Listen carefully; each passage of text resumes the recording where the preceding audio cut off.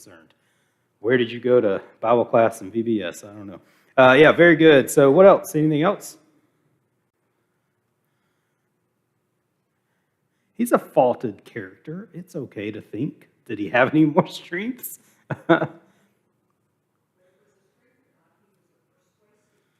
Okay, you could say that he was persuasive. Generally, when you're built like Samson, you could be very persuasive. Yeah, so maybe his strength actually played into that strength. Yep. He had some cleverness about him. He was giving the riddles. That's good. Yeah. He had a level of intelligence. Yeah. So Brian said cleverness and kind of a level of intelligence, and we'll get to that riddle tonight, talking about that riddle that he gave them.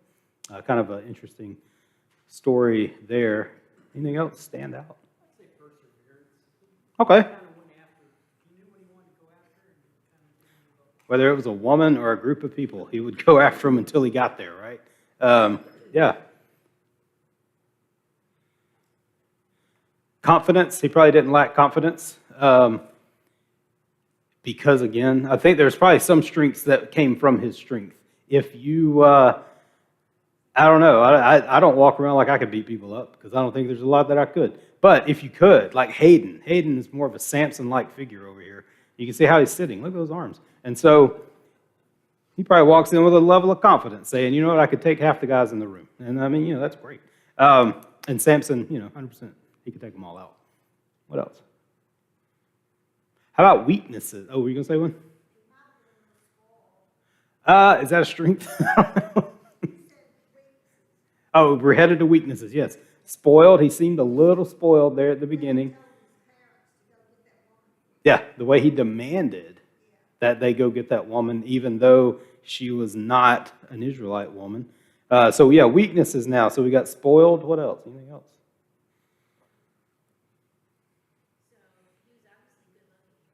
You think so? Is that a weakness? We're on the weaknesses. We jump fast. Oh, well, it depends on how you. Yeah, maybe you could use that as a strength. So maybe he was good looking. I don't know. Big buff dude. Any more? We're going to weaknesses. Officially, weaknesses. Other weaknesses. It's official, April. Yes.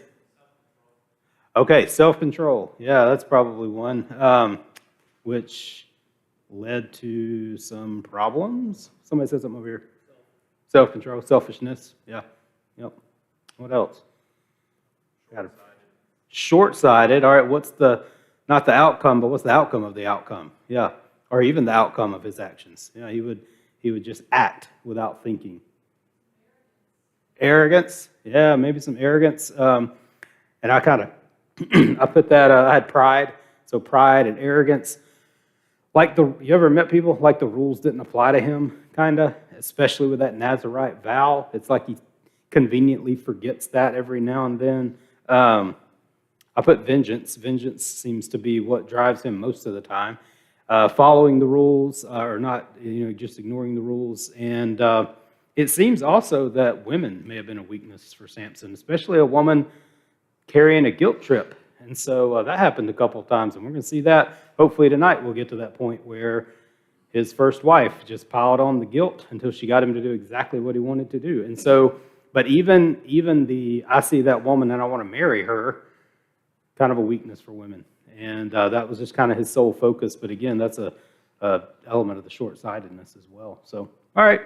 Point is that with all those weaknesses, you remember in verse 4, and we talked about that a little bit last week, where it said that God was using all of this, even the fact that he picked out or chose for himself and demanded his parents to go and get him that woman. She was a Philistine, but it said his parents didn't know that God was going to use this as an opportunity against the Philistines. So that weakness and that disobedience of his, God is still able to use those things. Kind of relate that over to 2 Corinthians chapter 12. Paul's talking about that thorn in his flesh, and he said to me, my grace is sufficient for you. My power is made perfect in weakness. Therefore, I will boast all the more gladly of my weakness, so that the power of Christ may rest upon me. For the sake of Christ, then, I am content with my weaknesses, insults, hardships, persecutions, and calamities. For when I am weak, then I am strong. And so we kind of see that idea of God using our weaknesses or God being even more powerful in our weaknesses and how we can find our strength. And we see that from Paul here. When he had, we don't know what that thorn was, some sort of physical or spiritual, some kind of affliction that he had, and it seemed to be persistent. And when he asked God 3 times to take it away, God said no. And he said, I'm enough. I am enough. Our human weakness can become a platform to display the power of Christ. And that's kind of what Paul is saying here. And I think you can see that in the life of Samson. These human weaknesses and these shortcomings actually become a place where you see the power of God shine through in his life. And so I think that's a cool thing about Samson, but it also gives us a little bit as far as the character of God as well and how God works through those weaknesses. It's through these weaknesses and through these times where disobedience and Samson doing things that don't look like they would be okay with God or within the will of God, but that's where he starts becoming the judge that God wants him to be, and that judge that rises up against the enemy of God. And so that's how God sort of uses that. So anyway, let's jump back to Judges 14, and we will start in verse 5. It's about as far as we've gotten so far. We're going to start here. We'll work our way through the narrative of his first wife and all the things that happen around that. Samson went down with his father and his mother to Timnah. They came to the vineyards of Timnah, and behold, a young lion came toward him roaring. And then the Spirit of the Lord rushed upon him, and although he had nothing in his hand, he tore the lion in pieces as one tears a young goat. Anybody relate? As one tears a young goat. I've never torn a young goat. I have taken animals apart with my hands, just not a young goat, so related to the lion. But he did not tell his father and mother what he had done. He went down and talked with the woman, and she was right in Samson's eyes. The second time we read that, first time we just know that he saw her, and she was right in his eyes. And now they've actually spoken, and she continues to be right in his eyes. So, I guess that's a step in the right direction in their relationship, that they finally met, and Samson still likes her. Maybe, again, we had some love at first sight folks here last week, and so hopefully, when you finally meet that person, it's still love, and it looks like it was that way with Samson. This is the second trip Samson made. The parents are going with him this time, and most likely going to meet the family, going to make some deal with them and some offering or receive an offering or a dowry from that woman's family so that she can marry Samson. She probably didn't have a lot to say in the matter. One thing that stands out, a few things stands out we're going to talk about. One is he's walking to the vineyards. Now, it doesn't say he went through the vineyards, but he's at these vineyards, and that's part of the trip, and it's pointed out, and I think it's important because where's the danger for Samson to be going through these vineyards? Yeah, so if you'll remember back in Numbers chapter 6 and the Nazirite vow, it says, separate himself from wine and strong drink, drink no vinegar made from wine or strong drink, shall not drink any juice of the grapes, eat the grapes, fresh or dried. All the days of the separation he shall eat nothing that is produced by the grapevine, not even the seeds or the skins. And yet here we find him in a vineyard. Doesn't ban him from walking through a vineyard. All right, we'll make sure we point that out. But, I don't know. Maybe he's not eating or touching. He can touch, But again, I think the avoidance of that, and that goes back to something we mentioned last week of that whole being in the wrong place at the wrong time. And so he's at this vineyard, probably not the best place to be, but we don't see anything bad coming from that, right? As far as that Nazirite vow goes right now. His mom and dad are with him. And so as they're coming down, we see that he went down, So somehow he came to this lion, and I want to pause on the lion and talk about the significance of the lion. It says he grabbed him, he tore him apart. Josephus, the Jewish historian that you refer to a lot, and we're talking about Bible, and he wrote a lot about the history of the Jews outside of Scripture. He actually wrote that Samson choked the lion, which that's pretty awesome because I figure a lion's neck is pretty thick. Both things can be true, choking it and tearing it apart, choking it to kill it and then just ripping the thing to shreds, I guess, maybe. is how that kind of played out. But I find that very interesting. And that's actually going to play a part in this story. And I would imagine the significance of this is, first, it's going to demonstrate his strength. This is the first time we see his strength in action. We're going to find out that, that strength is going to be used several times, and it becomes part of his story, when they meet Delilah and they want to find out what's the secret. How can somebody be this strong? There must be a secret to that. The lions were native in that area. There was an Asiatic lion species. They're not there anymore. That same species is down in parts of India now. But that was one of my first questions is, I didn't know they had lions there, but they did. And so this was not out of the ordinary for them to see the lion, certainly out of the ordinary that you kill one with your bare hands. A couple of things about the messianic significance of this. And so you take these Bible characters and you can relate a lot of them, and there's these little scenes that happen all throughout, especially the Old Testament, and it's kind of a foreshadowing of Jesus, of the Christ or the Messiah. In 1 Peter chapter 5, verse 8, off the top of your head, how is Satan described? Roaring lion, seeking whom he may devour. So, a couple of things. When you start drawing some parallels with Samson and with Jesus, with Christ, one, they were both a miraculous birth. We remember that the birth was announced by an angel. There was this Nazirite vow that separated him from God, and it's similar to, it kind of made you holy and separated.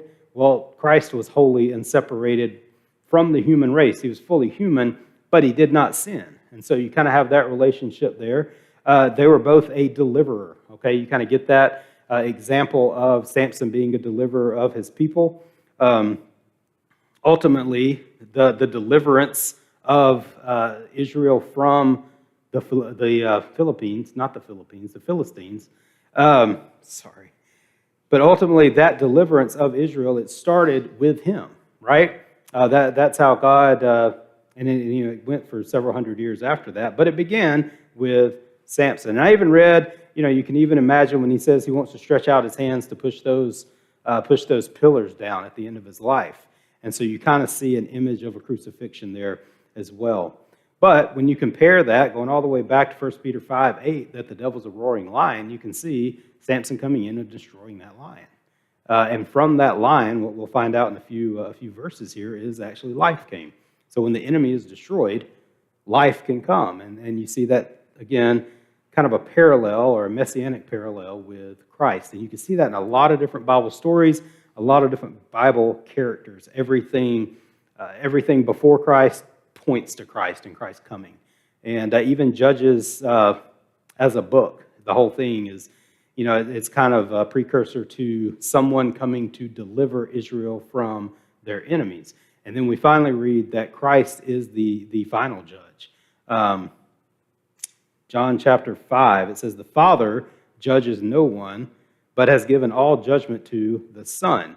And in verse 27, he has given him authority to execute judgment because he is the Son of Man. So just like these judges throughout this book are sent as deliverers for their people, Jesus becomes the same thing. And so there are those parallels in that relationship. I wouldn't call it prophecy, but sort of a foreshadowing of the Messiah. So I think that's kind of a neat thing, especially when you look at this scene of the lion and wonder, why do we get that? Why do we get that scene with the lion in here? And I think that might be part of it. Let's look at verse 6. The Spirit of the Lord rushed upon him. That phrase is going to show up 3 times, twice in chapter 14 and once in chapter 15. I think we have all those here. There we go. Spirit of the Lord rushed upon him is what we just read, and he killed the lion. In Judges 14, later on, verse 19, the Spirit of the Lord rushed upon him, and he went down to Ashkelon, struck down 30 men of the town, and took their spoil, and gave the garments to those who had told the riddle.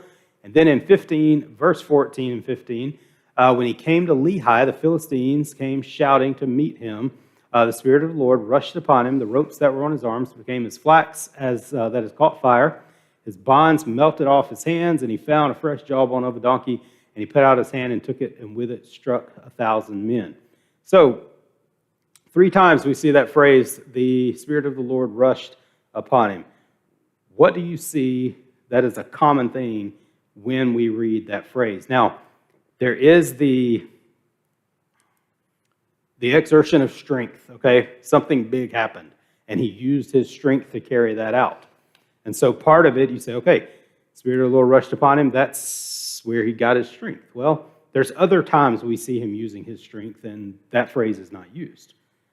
But there's one common factor here, or one common occurrence each time that phrase is used. He kills something. The Spirit of the Lord rushed upon him. He killed a lion. The next time he killed 30 men. The next time he killed 1,000. And so when you read that, it is Samson using the strength of God given to him by the Spirit of God, and it is also when he takes a life or multiple lives. The body count seems to jump up pretty quickly. Why is that? Why do you think that is? We only read that when he kills people. But it's the strength of the Lord that gives him the strength to carry out that. And I'll give you a second if you have a suggestion. That's fair.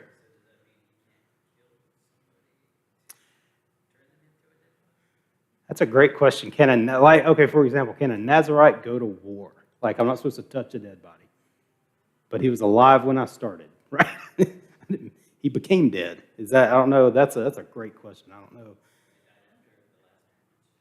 Yeah, you step away really quickly. With the lion, I mean, if he's tearing that lion apart. What's that? Okay.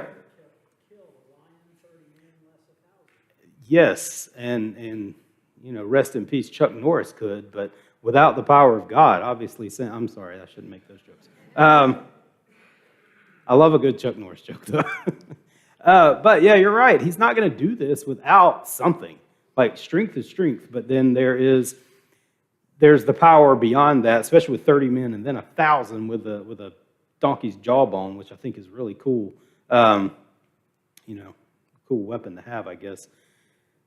But when you have the power of God, there's also a purpose behind that, right?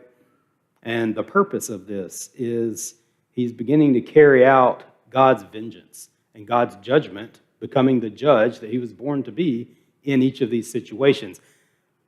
Against the 30 men and the 1,000 men, maybe not as much against the lion. It's kind of hard to say, well, what was the purpose of the lion? We're going to find out, I think, the purpose of the lion as we go forward. But I did want to point out that when you see that phrase, the Spirit of the Lord rushed upon him, also using that word rushed, it almost seems like if you saw it in person, it would maybe look uncontrolled with that. I might be looking at it the wrong way. Explain it how? Yeah, which kids in your Bible class know who Popeye the Sailor Man is? They're like 4 and stuff. They know Popeye the Sailor Man? How about that? Wonders never cease. So yeah, that's a pretty good, like he just gets the strength, boom, and he maybe muscles up and comes after him with the jawbone. Maybe like the Hulk, he hulks out. Maybe that's what that means when it says rush, something like that. But for me, it's him carrying out God's judgment. And so when you think about what made Samson a judge, his judgeship really looked different than all the other judges. And I think this might be what it is that he's got the power of God, the Spirit of God on him, and he carries out that judgment, that vengeance for God against God's enemies. Now, in doing that, he's also building quite a reputation for himself.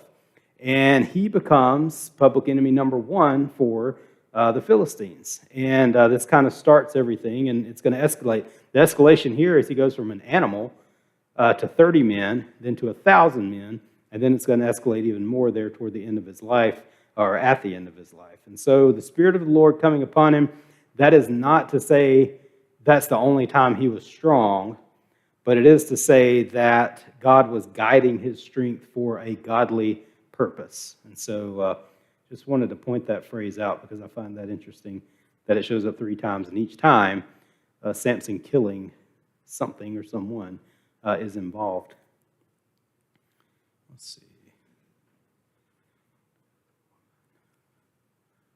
All right, that's through verse 7, so let's bump forward. All right, verse 8. After some days he returned to take her. So now, going back to the wife, and this is to say he went down for the wedding, all right? After some days he returned to take her, and he turned aside to see the carcass of the lion, and behold, there was a swarm of bees in the body of the lion and honey. He scraped it out into his hands. He went on, eating as he went. He came to his father and mother, gave some to them. They ate. But he did not tell them that he had scraped the honey from the carcass of a lion. First thing there is after some days. This is the indication of some passage of time. And what we're going to find is that enough time has passed that the lion has broken down, the body of the lion, and a swarm of bees have come and set up shop. Now, I had to wonder, and I had to ask, is that a thing? Probably in their climate, it could take about 2 weeks for the body of the lion to break down enough to be dry enough for an animal to come along to decide to build a home inside, okay? Probably not to the point where it's just sun-bleached bones at this point, but breaking down. So about 2 weeks for that. The best I read was several or a few weeks. After a hive is established, bees could start producing honey.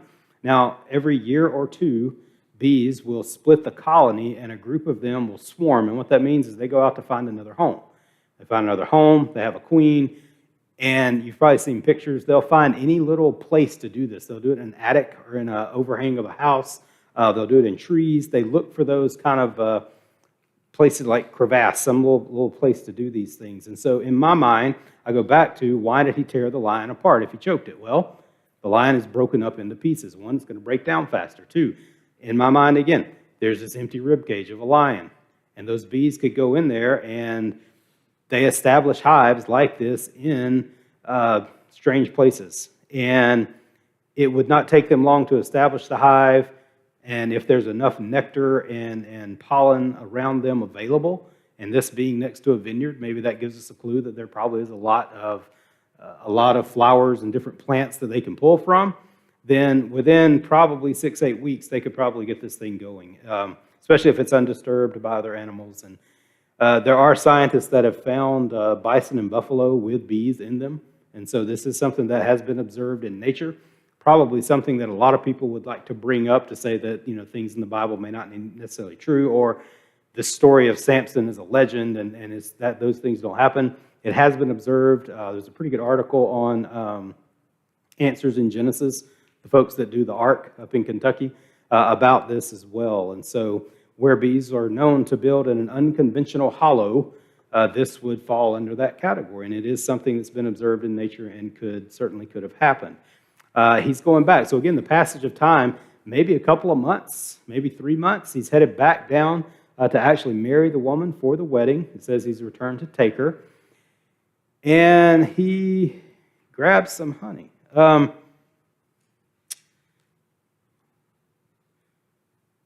So what is the issue here with him eating the honey? We kind of talked about this already. It's a dead animal. He's not supposed to, and when you go to Numbers chapter 6, it does not say a dead human, it says a dead body.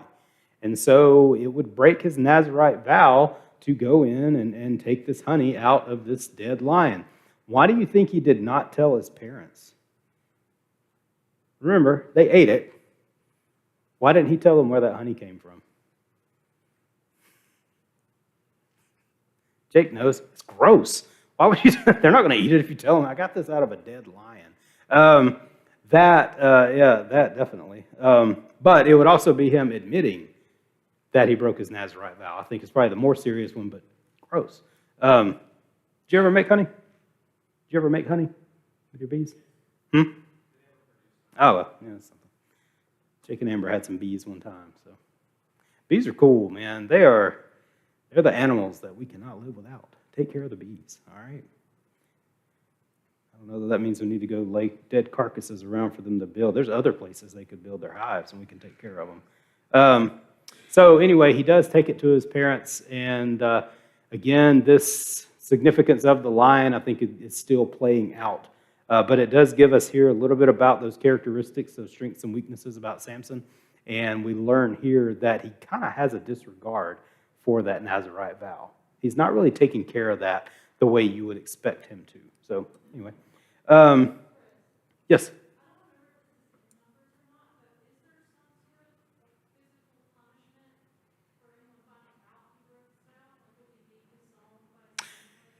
There's no punishment because the Nazirite vow is between you and God. If you do break it, though, you can restart the vow. You could take, I think it's like 2 doves and then a goat, make some sacrifices, shave your head, and start over. And that's if you break the vow, or if there was that condition of where like somebody died next to you and fell on you, then that would break the vow, but it wasn't your fault, so you can go and start the vow over. And it would kind of negate what you've already done. But that's a good question. But that vow was just between you and God. It was a totally personal thing. And so it's really Samson kind of letting himself down, with this. Huh? He couldn't? Well, no, if you accidentally touched a dead body, though, the way you restarted it was to shave your hair and start over. So, anyway. That was a good question, though, about the vow. Did it include his parents?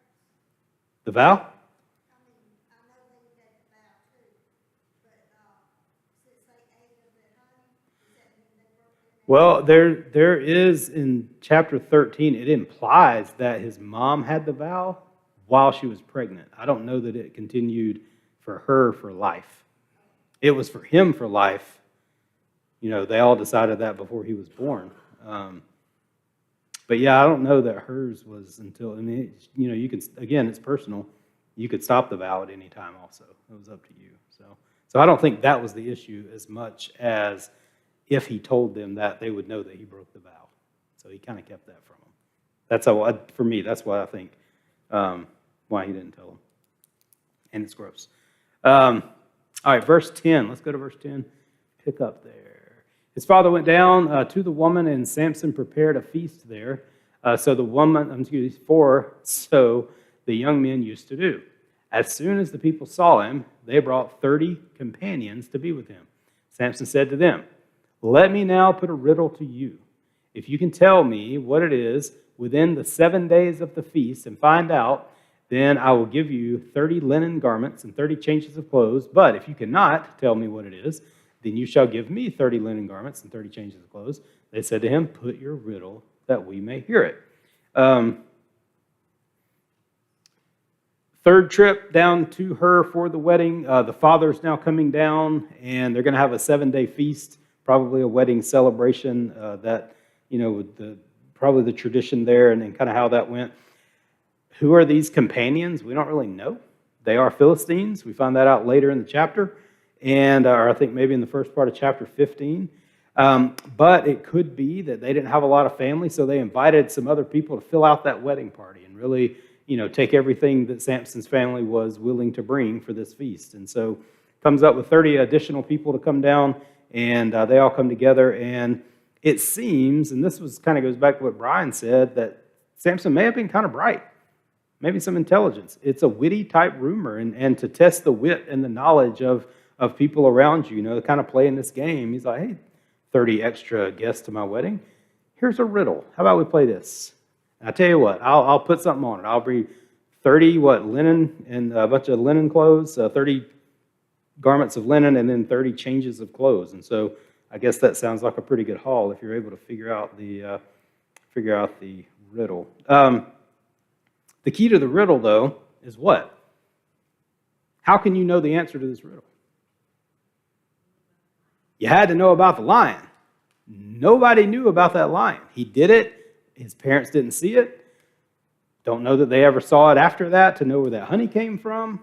This is locked up tight, right? Samson, he's got to be thinking, I'm about to get 30 changes of clothes, guys. This is going to be the greatest thing. And I'm only one guy.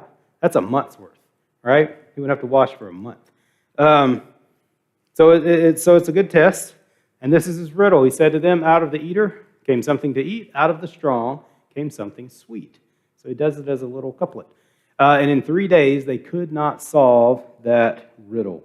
Around verse 15, on the fourth day. You have a note in your Bible. You may, and it may say seventh day or it may say fourth day. And what that is in Hebrew, the word for fourth and the word for seventh only has one letter difference. And there could have been a scribe error as that was translated, but from the Greek, it says fourth in the Greek version of the Old Testament, but in the Hebrew, it'll say seventh. But when you read it, fourth seems to make more sense in the narrative. So, because it's been 3 days and they hadn't figured it out. Here we are on the fourth day.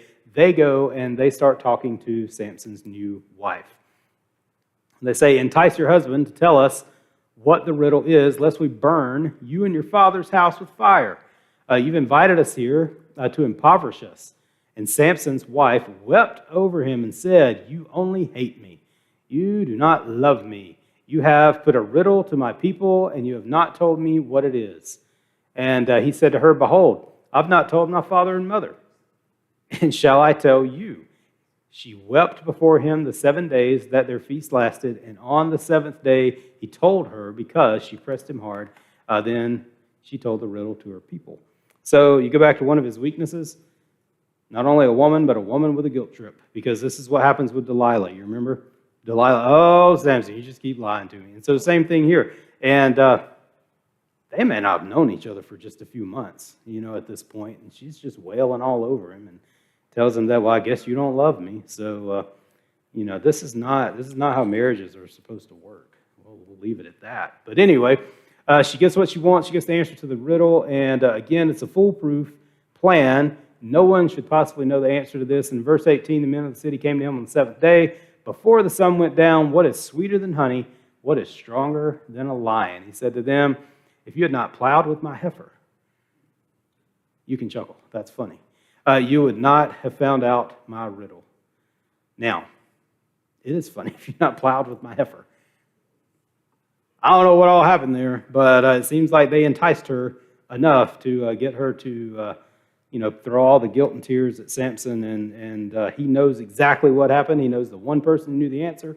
And so when you know that, I think that's important to know that she's the only other person who knew the answer.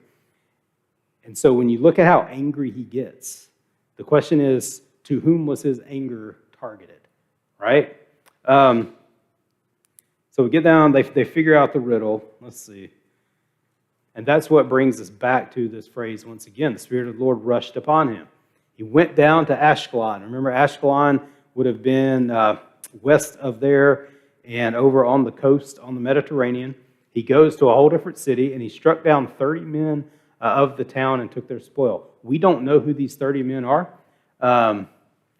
Perhaps they were related to the 30 men who had come to the wedding feast.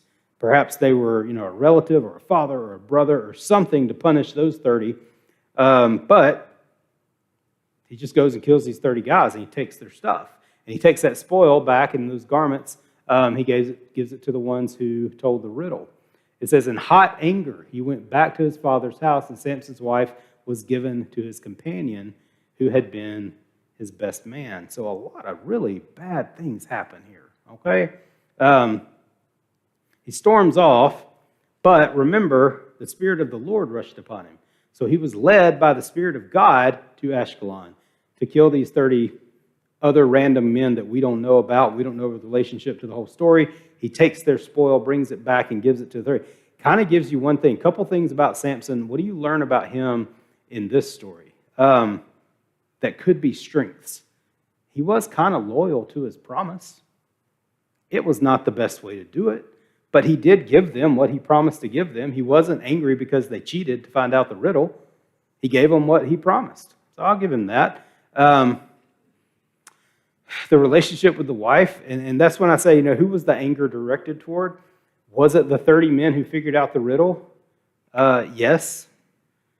The other 30 men, they had no reason to be involved in this, yet they kind of received some of that anger. But he was very angry with his new wife. It says he was hot with anger, and he went back home. He didn't go back to her initially.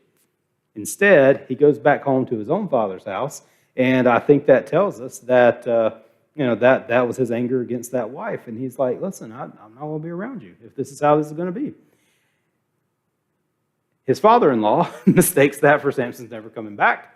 My daughter was married. I think she's kind of married. Is she married? He went off. And so he gives his daughter to whoever was Samson's best man. Boy, that's a tough one. So he probably had a little more anger there. A couple things we learn about Samson there, but what do you learn about the Philistines? The whole riddle scene. What do we learn about this group of people, this group of 30, who would represent the entire nation of the Philistines?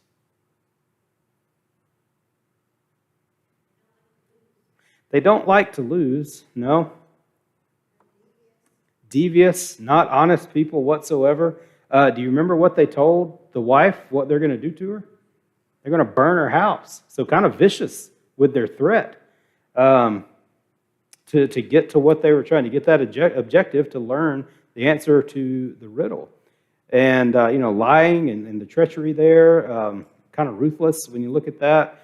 The father-in-law at this point doesn't honor the marriage vow. I mean, he could just as easily go get Samson or invite him back to come to his wife. And so you kind of get an example of who we're dealing with in dealing. And even to start the whole thing, right, for the riddle, and then try to just figure it out and not work on it, but just, go kind of the side route over here and find it out by cheating, basically. And so you learn a little bit, I think, of representation of who the Philistines are from that, as well as what we learn about Samson. What else happened here is this is really the first move when we read that God found this back in 14:4, where it said God saw this as an opportunity against the Philistines. This is kind of the first move God making against them as his enemy and establishing Samson as their enemy and as the judge. He is now passed judgment, a form of judgment, over the Philistines, and we see the Spirit of the Lord rushing upon him. The Spirit of the Lord was behind that. And so this is part of being the judge, is to exert punishment on the enemy of God. And that's exactly what Samson did when he goes after the 30 men in Ashkelon because of the 30 men that deceived him and figured out his riddle back at his wedding feast. I want to close with this, and we'll probably open with it next time as well. Remember, too, that Hebrews chapter 11, verse 32, "And what more shall I say? For time would fail me to tell of Gideon, Barak, Samson, Jephthah, of David and Samuel and the prophets who, through faith, conquered kingdoms, enforced justice, ordained promises, stopped the mouths of lions, quenched the power of fire, escaped the edge of the sword, and made strong out of weakness, became mighty in war, and put foreign armies to flight." All the things we talked about Samson, all these weaknesses, and all the things that kind of make him look like a bad guy, he's celebrated in Hebrews along with our other Bible heroes. So understand that Samson still carried out the will of God, even though he made some poor decisions. And in here, you look at this, it says Samson, and in verse 33, enforced justice, that would apply to him. Stop the mouths of lions, that would directly apply to him. And David, but him too. Quenched the power of fire, escaped the edge of the sword, made strong out of weakness. And that kind of is where we started, right? How God can take our weaknesses and how he took Samson's weaknesses and use those to carry out his will. And so I think that's important to remember when you read about Samson, and a lot of times you kind of look at him negatively in Hebrews. The Hebrew writer certainly did not. He celebrated him along with a lot of our other Bible heroes. So, all right, I'll stop there. We'll pick up in chapter 15 next week. Thank you very much. Have a great rest of your week.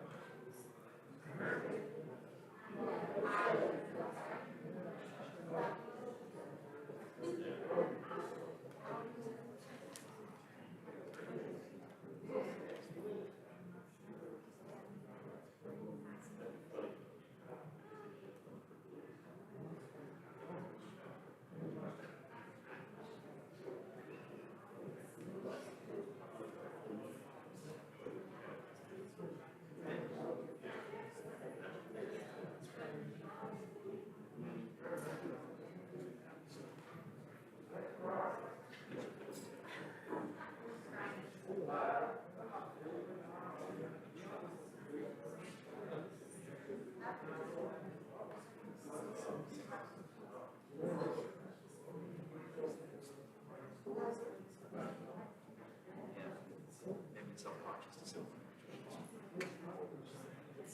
I was not gonna do that. Not that braggadocious.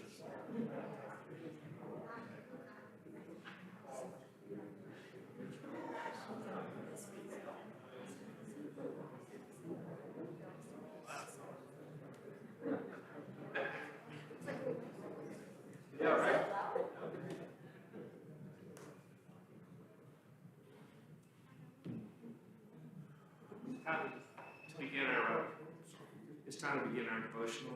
We're going to sing Psalm number 429 if you're using the book. And it's supposed to be like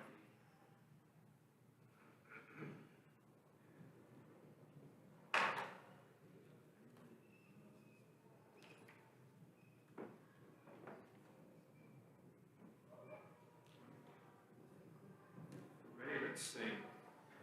Oh, to be like thee, blessed Redeemer, this is my constant longing and prayer.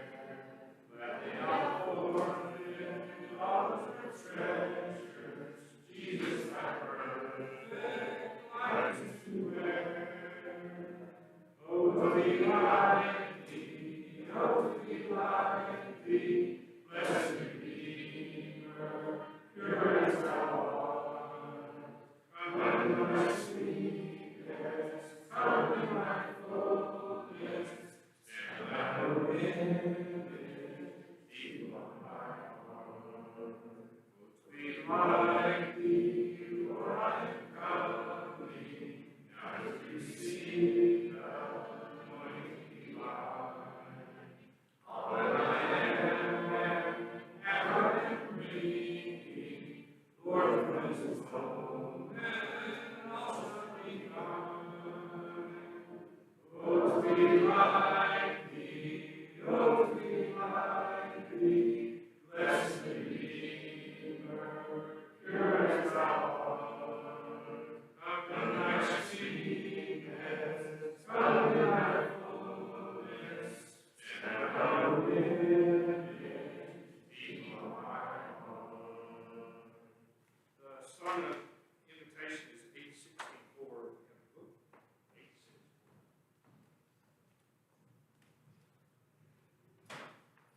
864. In going through our Bible reading for the week, there's a few things that struck me the last couple days.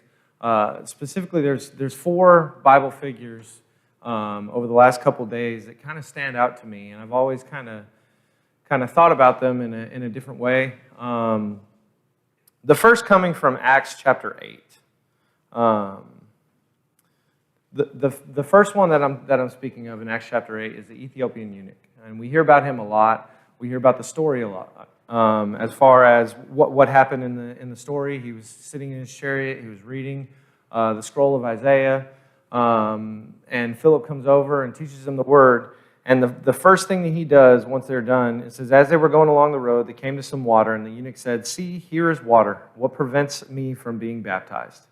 And he commanded the chariot to stop, and they both went down to the water, Philip and the eunuch, and he was baptized.